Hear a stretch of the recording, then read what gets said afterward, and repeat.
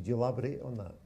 So I don't know how much of the programs and the actual technical capacities everybody's talked to you about, but there's an infrastructure in place in the United States and worldwide that NSA has built in cooperation with other governments as well,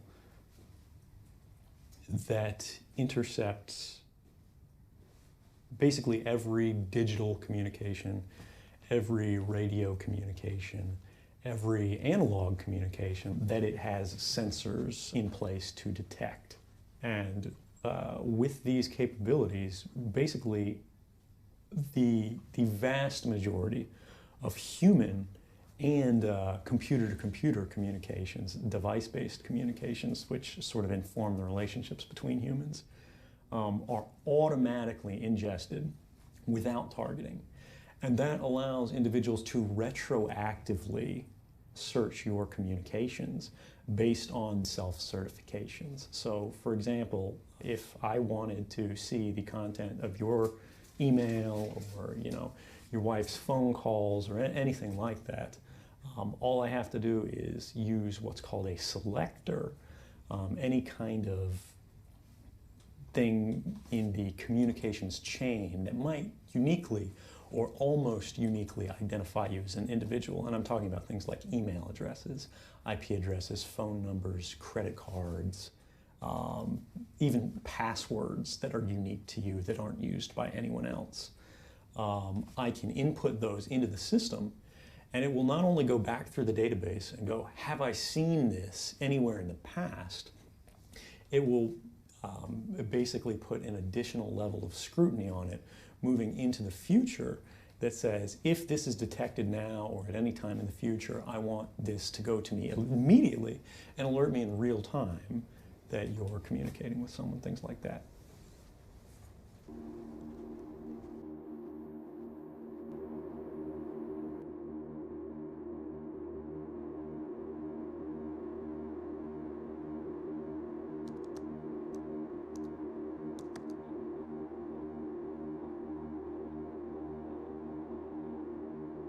You asked why I picked you.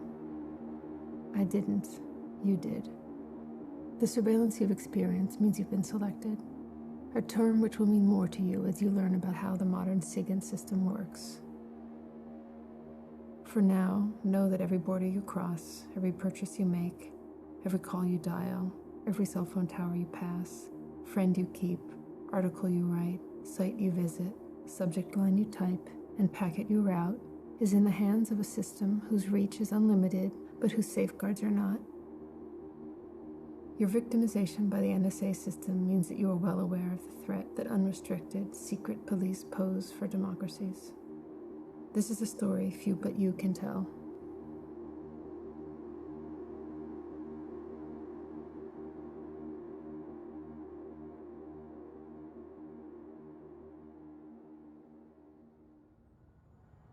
Thanks for having me. If anybody has any questions, like I said, just raise your hand and I'll try to call on you as soon as I possibly can. So who here actually feels like they are under surveillance pretty regularly? Everyone occupies, no? Everyone inside of Occupy. How many people here have been arrested and had at their court date, they had their phone taken into the back room? How many people here had their retina scanned? Wow. So you guys are actually, in a sense, the canaries in the coal mine, right? Because the incentives are all lined up against you. Anybody see on the subway, link your MetroCard to your debit card, right? And like auto refill? This is a concept which is key to everything we'll talk about today, and it's called linkability. Take one piece of data and link it to another piece of data. So for example, if you have your MetroCard and you have your debit card, you have those things and you can draw a line between them, right? So that's like not a scary thing. Except your bank card is tied to everything else that you do during the day. So now they know where you're going, when you make purchases. So when they decide to target you, they can actually recreate your exact steps with a MetroCard and with the credit card alone. Like literally where you go and what you buy. And potentially by linking that data with other people on similar travel plans, they can figure out who you talked to and who you met with. When you then take cell phone data, which logs your location, and you link up purchasing data, MetroCard data, and your debit card, you start to get what you could call metadata in aggregate over a person's life. And metadata in aggregate is content. It tells a story about you, which is made up of facts, but is not necessarily true. So for example, just because you were on the corner and all those data points point to it, it doesn't mean you committed the crime. So it's important to note that if someone has a perception of you having done a thing, it will now follow you for the rest of your life. So just keep in mind that what happens to you guys, for example, with fingerprints and retinal scans and photographs, that is what is going to happen to people in the future when they resist policy changes and when they try to protest in a totally constitutionally protected way.